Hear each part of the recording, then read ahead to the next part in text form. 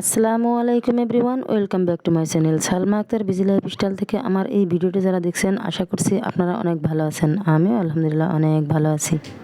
আজ আমি রান্না করব পেঁপে আর আলু দিয়ে মুরগির বুকের মাংস। মুরগির মাংসগুলোকে লাল মরিচ আর লবণ দিয়ে সুন্দর করে মাখিয়ে নিয়েছিলাম। এখন তেলের উপরে একটু ভেজে নিচ্ছি। আর মাংস ভাজা হয়ে গিয়েছে, এখন আবার পেঁপে আর আলু একটু ভেজে নিলাম। এখন পেঁয়াজ দিয়ে দিয়েছি ওই তেলের ভিতরেই, পেঁয়াজগুলো বাদামি রঙের করে ভেজে নিয়েছি। দিয়ে দিয়েছি একসাথে সব ধরনের মশলা পানিতে মিক্স করে, সেটা হলো আদা বাটা, জিরা বাটা, রসুন বাটা, হলুদ গুঁড়ো, মরিচ গুঁড়ো, ধনিয়া গুঁড়ো, আর হলো গরম মশলা, তেজপাতা। আজকে যে তরকারিটা আমি রান্না করব জানি না খেতে কেমন লাগবে, কিন্তু ট্রাই করতেছি, আশা করছি ভালোই লাগবে। আর আপনারা একবার হলেও ট্রাই করে দেখবেন। আমি রান্না করে খেয়ে দেখেছি, আমার কাছে তো অনেক ভালো লেগেছে।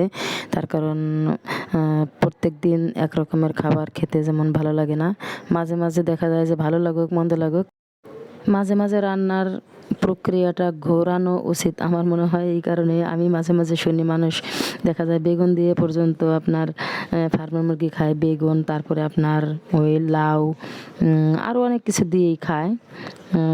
এই কারণে আমি চিন্তা করলাম যে দেখি বুকের মাংসগুলো এইভাবে রান্না করলে হয়তো অনেক ভালোই লাগবে।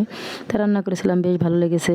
আপনাদের কাছে যদি এই রান্নাটা অথবা আমার ভিডিওটি ভালো লেগে থাকে তাহলে অবশ্যই আমার ইউটিউব চ্যানেলটি সাবস্ক্রাইব করে দেবেন, লাইক কমেন্ট শেয়ার করবেন। আবার অনেকেই হয়তো বা মন্তব্য করবেন এই সমস্ত রান্না আবার ইউটিউব ফেসবুকে আপলোড করার কি প্রয়োজন, তার কারণ এরকম আহামরি এগুলোর ভিতরে কি আছে।